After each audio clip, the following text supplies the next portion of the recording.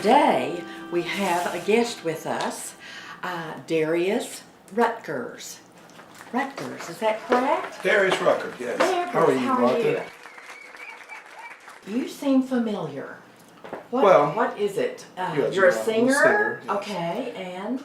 Well, I'm a solo artist now, country artist, but I used to be in a band called Hootie and the Blowfish. Oh, Hootie and the Blowfish. Yes. Which one were you? Well, it's just the name of the band. There was no Hootie or Blowfish. Oh, you just sort of made that up. Yeah, just the name. Yeah. Today, this is our project. As you can see, I have a picture that was given to me several years ago by a friend, and I thought it would be fun to do a special regifting for him. Regifting, huh? This is going to be our special wreath. All right. I think he will enjoy hanging this perhaps in his kitchen, don't you? Anyway, we need to add just a few more things. Can you handle a glue gun? I've used one before, yeah. Well then, I'm going to let you start. You do see the progression here. If you Let's see could here. place some glue right Alrighty. there on the end, and it is very All right, hot. Just a little dab, or what do you think here? Well, kind of maybe a glob. All See if that'll right. fit. All right. Yeah, let's need, see. yeah, okay. Yeah, Turn it need to move it over. have Just, enough glue well, here? you do see we need to make room for one more Oh, fork. okay. Uh-huh. Well, So I'll tell you just, what, let me- I'll tell you what. Let me show you. Yeah. Okay. Do you Now want me to then, add this part here too? well, really, I was saving that for my New Year's special. Liam Neeson's going to be that part. But I do thank you for coming. Regifting is a very good thing. Don't you think this is going to be fabulous?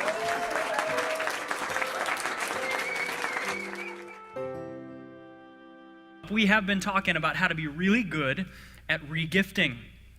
And I'll just let you know there are really two kinds of regifting, if you've never thought about it this way. The first kind is the kind that you just saw on the video. Regifting that happens when you get something that's useless, some kind of garbage, but you decide that perhaps you ought to keep it because you kind of feel bad about throwing it away. And so you take it and you put it in a closet and hope that someday, sometime, somewhere, you're going to have to go to a party for somebody that you really don't care that much about. And you can take this garbage that you received that's in your closet and you can repackage it and refashion it, and when you rewrap it and regift it, somehow magically, perhaps, it will turn from garbage into treasure before it receives, or it's received by the person that you give it to. That's what you hope. And really what we're banking on in those moments when we regift like that is that the person that we're regifting to will have worse taste than us. And sometimes it works. Sometimes it works out, but most of the time what ends up happening is the person that we regift to is insulted, as well as the person that we receive the gift from. But there's another kind of regift. Sometimes you receive something that's really, really great. You receive something that when you unwrap it, you immediately realize it's useful.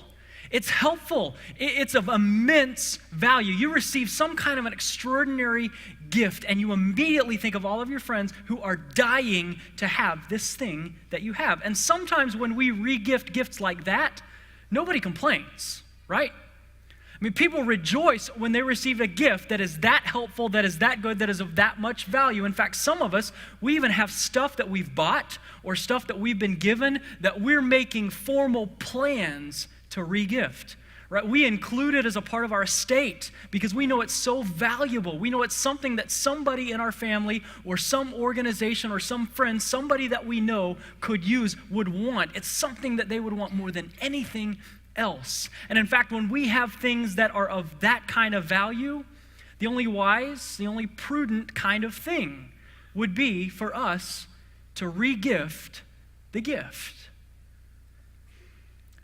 Well, what we've said over the last several weeks is that the gift that God gave us when he wrapped up a baby and laid it in swaddling clothes in a manger 2,000 years ago, God believed he was giving the world that kind of gift. A gift of immeasurable worth, of immense value, and a gift that deserves to be regifted. Not something regifted like the first category of regifting, where we just take something that's really not that valuable to us and repackage it and try to find ways that we can foist it on unsuspecting people that we know. because we feel guilty about throwing it away, but the kind of gift that when we look at it, when we see it, when we examine its worth, we immediately realize that this is the kind of gift that everyone we know has been searching for. Whether we expected it to show up in the form of a little baby born 2,000 years ago or not. See, 700 years before this baby was born, God allowed us and a nation of people who were hurting in a broken world at a broken time, He allowed them to peek at the gift that He would give the world 700 years later. And as He spoke to the prophet Isaiah, what He told Isaiah in a familiar passage, Isaiah chapter 9, verse 6, is He said, when you see this gift, here's what you're going to say. Unto us a child is born. To us a son is given. And the government will be on His shoulders, and His name will be called. That is what people who know Him best are going to call Him. What's going to be true of Him, how He'll be described is this: He's a wonderful counselor, a mighty God, an everlasting Father, a Prince of Peace. And what God said as He described this gift, what He described when He explained who Jesus would be, is the very thing that so many of us have spent our entire life hoping to find. Haven't we all been looking for a wonderful counselor? Someone who can give us a strategy that turns life right side up? The things that we watch, the things that we read, the people that we listen to, the things that we do, the jobs that we take reveal that we're people who are looking for a strategy that can make marriage work, that can make parenting work, that can make our jobs work. What God says to us 700 years before the baby was born, He says, that's exactly what I gave you when I gave you Jesus. And we saw evidence from Jesus' life that sure enough, when we see His wisdom for how life works, when we follow His advice for marriage or for parenting or for business or for any aspect of our life, when we follow what He said, we step back and we say, wow, it fills us with wonder because He's a wonderful counselor. We would have never come up with it on our own, and yet when we follow His advice, we say, that's wonderful counsel. That's who Jesus is. Last week, Jay Felker helped us see how all of us have had a mighty God on our wish list for as long as we can remember.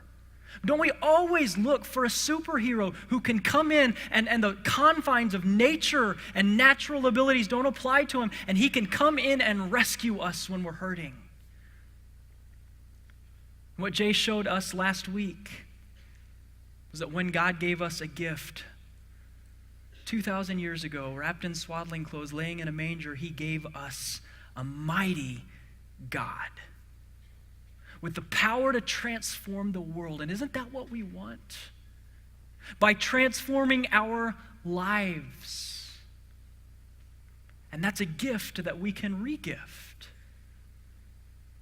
Because the power of a transformed life is one of the greatest stories a person can tell. Isaiah chapter 9 says, Jesus is a wonderful counselor, a mighty God. But it also says He's an everlasting Father.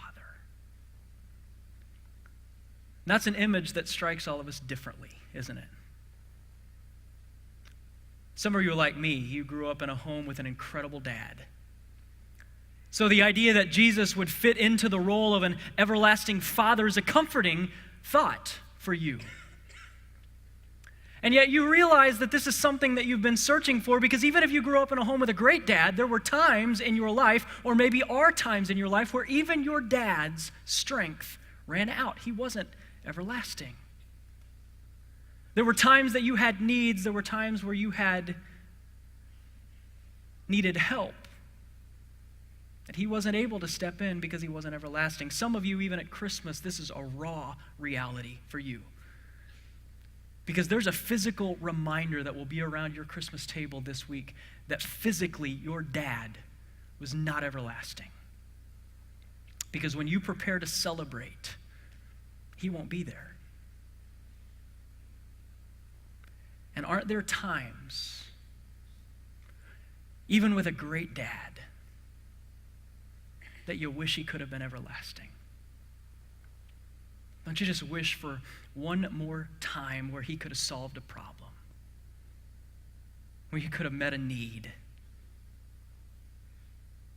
where he could have reached out with those hands that he had and taken yours, hugged you? Don't you wish in your heart of hearts that you had an everlasting daddy?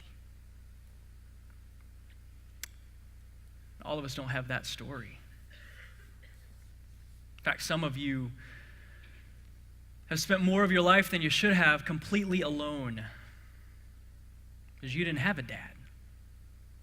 Or if you did have a dad, the dad that you had, you would never have wished to be everlasting.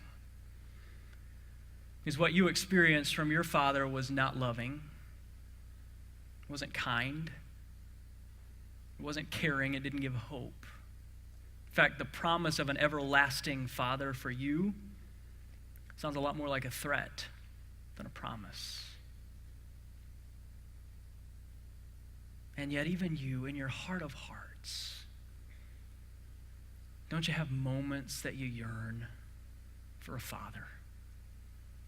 When you look back at your life, this thing that you just thought was an illusion, that you thought was something that you'd hoped for, the thing that you wish that you could have had, that you never had, and you thought just it was a fairy tale made only for people on TV and the friends around the street, but not for you.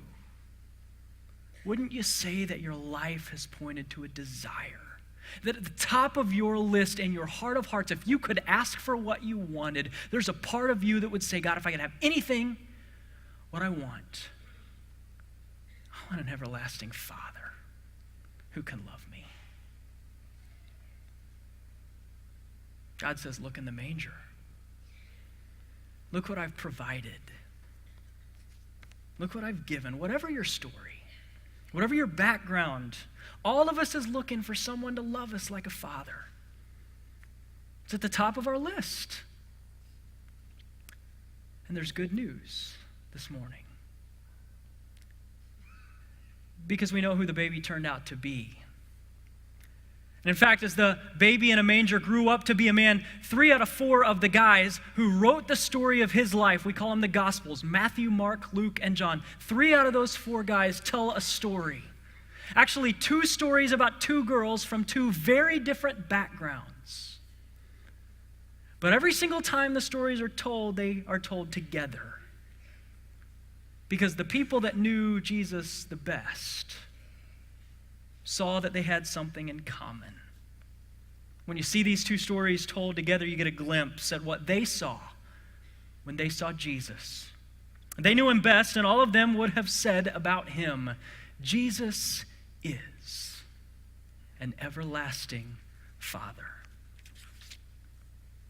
The Father that you want more than anything else, whatever background you came from. Last week, Jay started us off in Mark chapter 5. I want you to turn there again with me, if you would. Mark chapter 5. If you didn't bring a Bible this morning, grab one that looks like mine. They're in the chairs all around you, and turn to page 702. I want you to see these stories and follow along with us in Mark chapter 5 as we look at Jesus continuing his ministry. We saw last week he'd gone across the lake into unfamiliar territory, people that he didn't know from a place that he wasn't from. But he's come back now. He's come back now across the lake to near where he grew up. And word is out that he's capable of some pretty incredible things.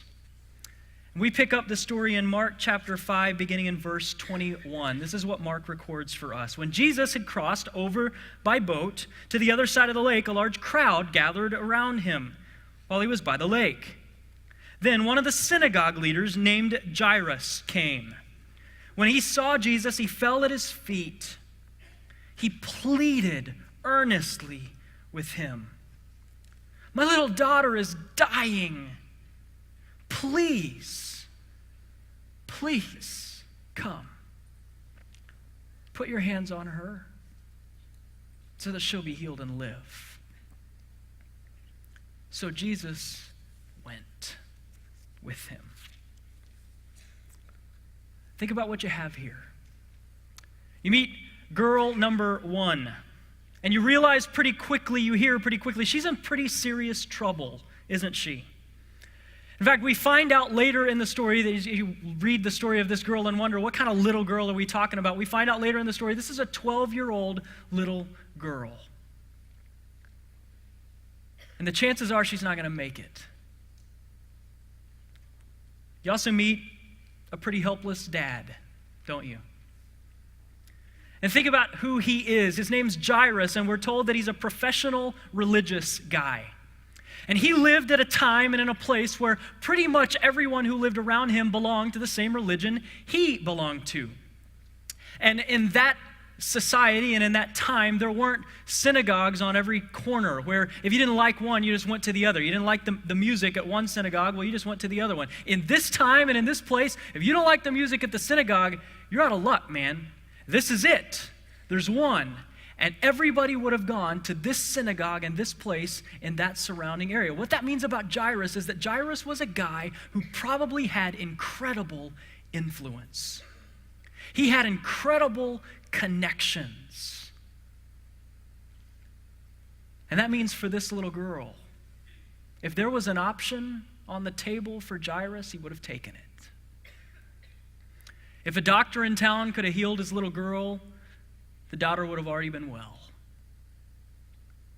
If finances could have fixed the problem, he would have found someone or some way to have the finances and fix the problem. If anything in the realm of what we would normally do as people could have helped this little girl, the girl would already be well. But she's not. This is a dad who's out of options. And you see what Jairus does. He leaves the bedside of his little girl, knowing full well that there's a chance that she may not still be alive when he returns. But also knowing if he stays, there's no hope for her to recover. So he leaves. Maybe he's seen Jesus. Maybe he's heard Jesus teach. Maybe he's watched what Jesus is capable of. But somehow Jairus begins to believe that if Jesus could just touch his daughter, Jesus could provide something for this sweet little girl that this desperate father can't. Jairus is a great father, isn't he? I mean, he's out of strength here. He's out of options. He can't help his daughter. He can't make this go away. But he's a great dad. And part of what makes him a great dad is that he knows that there's someone who can love his daughter better than he can. And he begs and begs and begs until Jesus goes. And Jesus goes. But that's not the end of the story. Keep reading. Mark chapter 5, beginning in the second part of verse 24. A large crowd goes with them. They followed and pressed around him. And a woman was there who had been subject to bleeding for 12 years. She'd suffered a great deal under the care of many doctors and had spent all she had. Yet instead of getting better, she grew worse. When she heard about Jesus, she came up behind him in the crowd and touched his cloak because she thought, if I can just touch his clothes, I'll be healed. Immediately, her bleeding stopped. And she felt in her body that she was freed from her suffering. And at once, Jesus realized that power had gone out from him. He turned around in the crowd and said, "Who touched my clothes?" You see the crowd? The people crowding against you, the disciples answered. And yet you ask, "Who touched me?" Jesus, thousands of people could have touched you. Do you not see how many people there are? What kind of crazy question is that? But Jesus is making a point. Jesus kept looking around to see who had done it. Then the woman is outed. Knowing what had happened to her, she came and fell at his feet. Trembling with fear, told him the whole truth. Now try to imagine this scene. Now don't use your imagination too much. The story tells us that this woman came to Jesus and she'd been bleeding for 12 years. The Bible uses a little bit of discretion here, but it's important to the story that you know that this isn't just a matter of a skinned knee that won't scab over. This is the kind of bleeding that would have given this woman a reputation. Around the well where everybody gathered, everybody would have discussed why it was that God would allow her to be subject to this kind of bleeding, and they would have assumed she deserved it. She may have decided she deserved it. But whatever it was, it would have caused her to walk through life with a reputation. But not just that, it was the kind of bleeding that made her ritually unclean. She wasn't a synagogue leader. She wasn't even allowed in the synagogue. And not only that, because she was ritually unclean, nobody was allowed to touch her. For 12 years, this woman has not been hugged. She has not had someone put an arm around her shoulder. Her hand has not been held. She has not been touched. For 12 years, not a sibling, not a husband, not a friend, and not a dad. Just like Jairus' daughter, she's out of options. She's been to the doctor. They made things worse. And not only that, she spent all of her money. So now she's without resource and without help. She's out of options, just like Jairus' daughter. But unlike Jairus' daughter, this woman doesn't have a daddy to go to work for her. She's on her own. Some of you can relate to this woman, can't you? Guys and girls, you know what it's like to feel this kind of aloneness. You felt untouchable, unclean, unwanted. You know what it's like to feel unloved. This is a visceral kind of story for you because you see yourself in the story. I want to show you something. It's a detail in this story that would be easy to miss. But it's important because it shows us that the people who knew Jesus best saw that these two stories are one story. They're connected. How old did we say that this little girl, the synagogue leader's daughter, was? 12 years old. How long has this unclean woman been bleeding? 12 years. All three of the people who tell this story point out that detail because they knew Jesus best, and they want everyone who reads this story to know that it's one story. The stories are connected, and that's terribly important when you see how Jesus responds to the woman with a problem of blood. Look how he responds to her. Verse 34. He said to her, "Daughter." Daughter. Now, somebody better underline the word daughter in your Bible. If you've ever felt like this woman, you need to know what Jesus is claiming in this moment because this is not just a throwaway word. This is not just something that Jesus said to all of the Galilean women. In fact, in all four of the Gospels, there is not another single place that you ever see Jesus call a person this word. It's a specific word, and it means exactly what you think it means. And Matthew, when he records the story, records that Jesus called this woman daughter. Mark, when he tells the story, records that Jesus called this woman daughter. Luke, when he tells the story, says Jesus called this woman daughter. They saw it and they never got over it. Jesus says to this woman, who is all alone in the world, who doesn't have anyone or anything, daughter, if you're looking for an everlasting Father, you don't have to look anymore. Jesus sees a woman that society has disregarded, has discarded, and he calls her daughter. Where everybody else left her alone, the grown-up baby in the manger steps in as only an everlasting Father could. But the story's not over.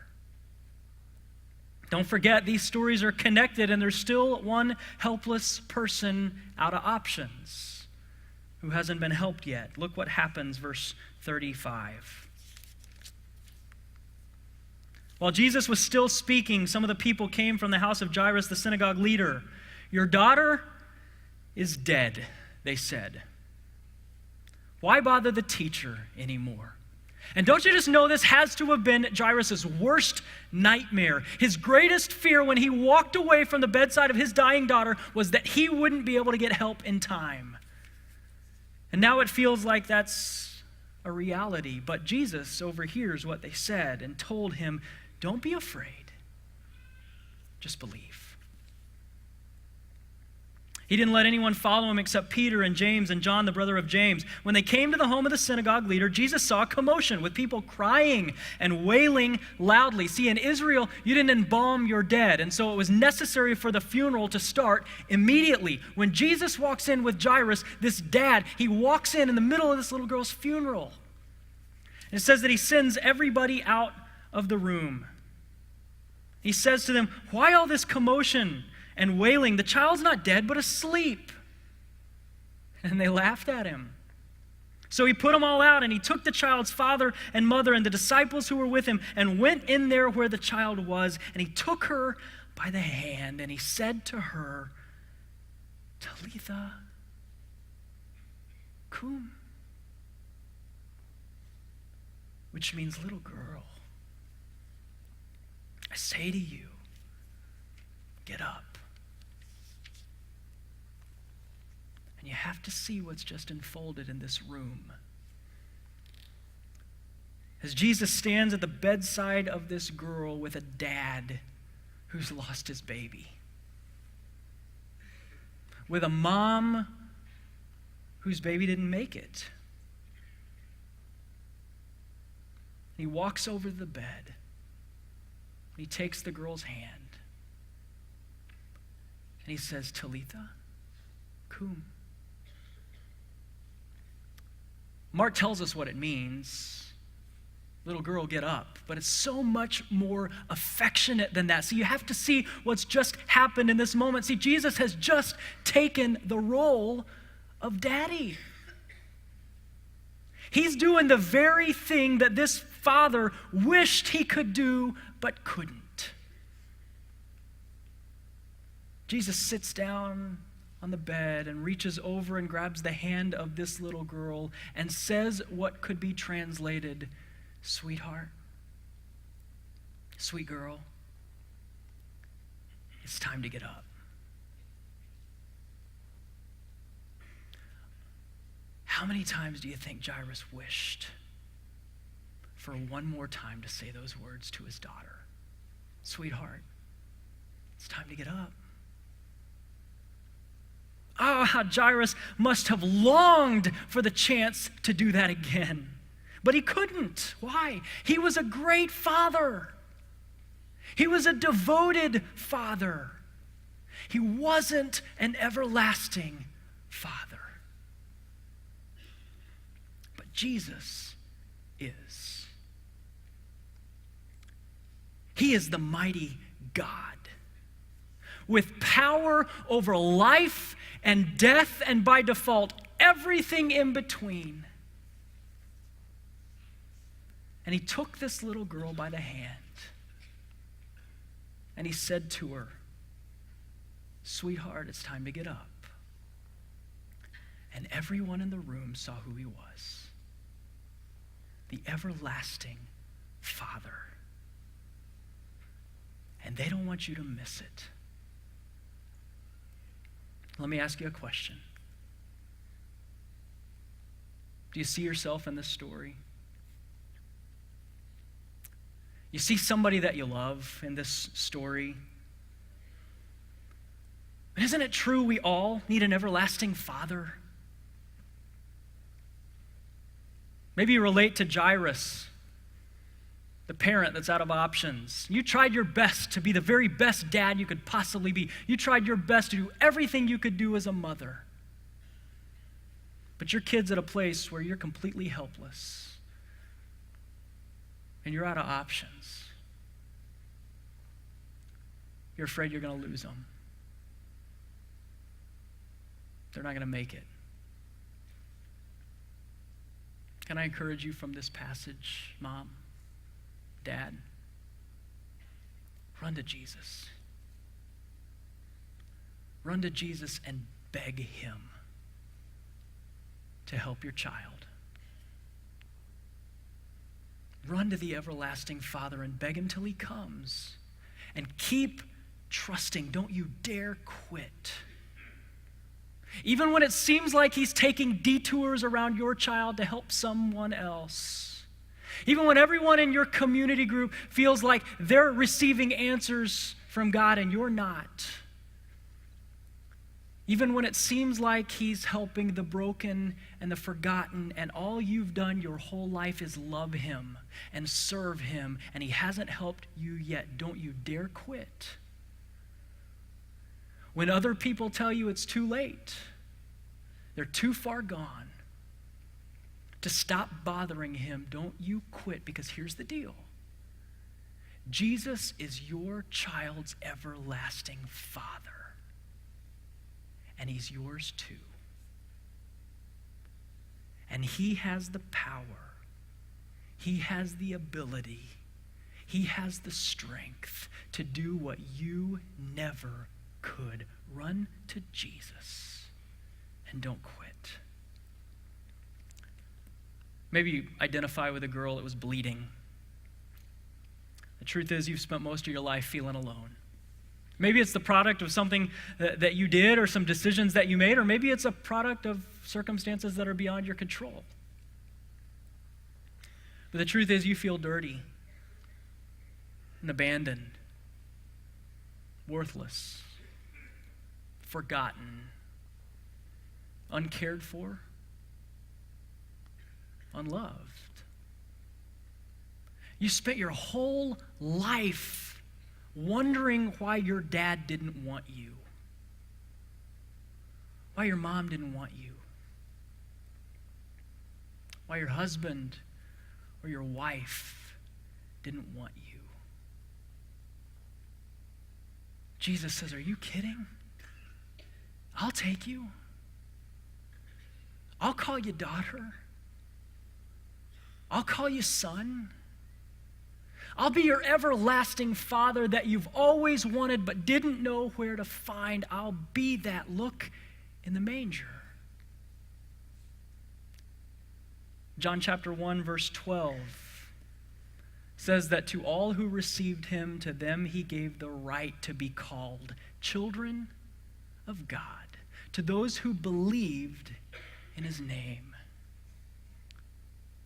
See, your ability to have an everlasting Father isn't contingent on your pedigree. It's not contingent on your upbringing or your religious behavior or the country you were born in or the family you were born in or how hard your lot in life has been, how broken you are, how messy you are, how unloved you feel. It's not based on that. To those who received him, to them he gave the right to be called children of God, to those who believed in his name. And right now, if you feel like that girl who's been lost and forgotten and broken and cast out and unloved and set aside, maybe you don't even feel like you should belong in a place like this. If people really knew who you were and knew what you'd done, that you wouldn't be welcome in a place like this. You're too unclean. What Jesus wants to hear is that he wants to call you daughter. He wants to call you son. And you can have the everlasting Father that you've searched your whole life for, if you'll simply believe who he is. See, the baby in the manger grew up to be a man, and he died on a cross, and when he died on the cross, he took everything that was broken about you, everything that was unclean about you, everything that was messy about you, everything that was unlovable about you, and he took it willingly on his shoulders when he hung on a cross and died. And when they put him in a grave, all that was unlovely, all that was broken, all that was messy, all that was wrong, all that was unlovable about you went into the grave with him. But 3 days later, he walked out of the grave, and he left that there.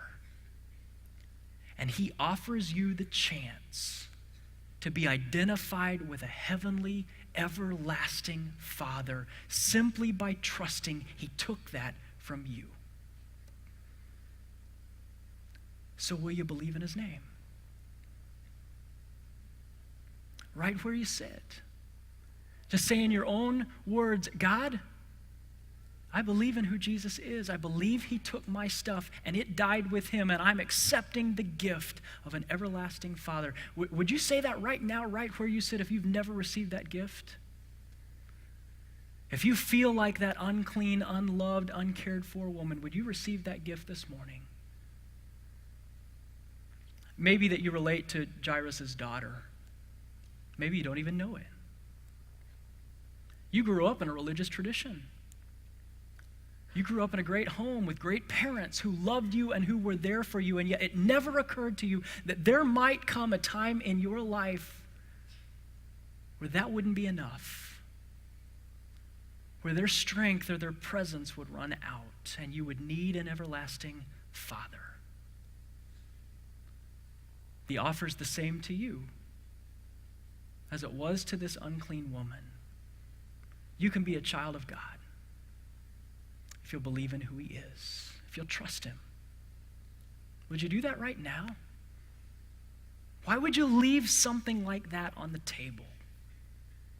Why would you refuse to receive a gift of that magnitude, of that immensity, of that extravagance? Would you take the gift this morning of an everlasting Father? See, the moral of the story is this. Because of who Jesus is, you can have an everlasting Father, no matter who you are. This morning, it may be that he's whispering in your ear, sweet girl, little buddy,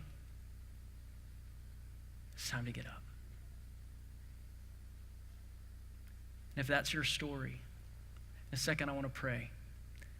And I'm going to pray something in my words. You can repeat it in your own to give you a chance to receive the gift of an everlasting Father. A gift of extravagant value. And a gift that deserves to be regifted.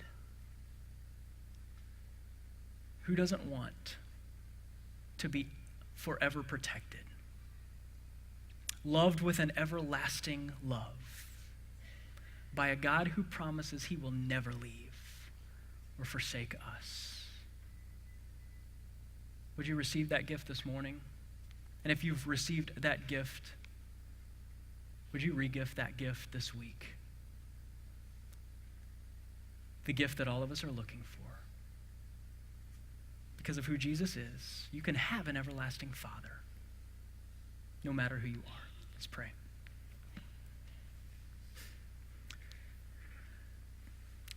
God, this morning, there are some people who are realizing that they need an everlasting Father. They've never thought of it before. They thought they would be religious enough. They thought they were good enough. They thought they would behave enough. They thought that their family of origin would be enough. Their religion that they grew up with would be enough. But they're not children of God because they've never believed in who you are. There are others who are here, Lord, who feel unclean. Their life's a mess. And they feel like if you really knew, if we really knew, we would never love them. Lord, this moment, would you impress on their heart that you want to call them daughter? You want them to be your son. And in this moment, Lord, even as they hear my voice, they might say something to you like this: Father, I believe Jesus died and took my brokenness with him. And I believe he rose from the dead and gives me hope and everlasting life and an adoption as his child, and I'm receiving that gift this morning. Thank you, Father, for an unsurpassing, immeasurable gift. We're grateful. In Jesus' name, amen.